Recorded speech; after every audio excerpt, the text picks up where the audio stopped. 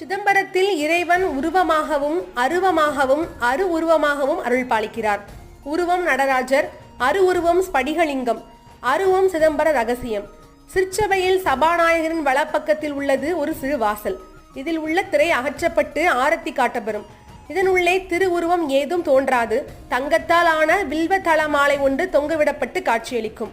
மூர்த்தி இல்லாமலேயே வில்வத்தளம் தொங்கும். இதன் ரகசியம் இறைவன் இங்கு ஆகாய உருவில் இருக்கிறார் என்பதுதான்.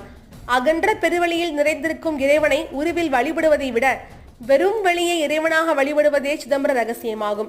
சிதம்பர ரகசிய ஸ்தானத்தில் அம்மனுக்குரிய ஸ்ரீ சக்கரத்தையும் சிவனுக்குரிய சிவ சக்கரத்தையும் இணைத்து ஒன்றாக பிரதிஷ்டை செய்யப்பட்டுள்ளதாக ஒரு தகவல் உண்டு.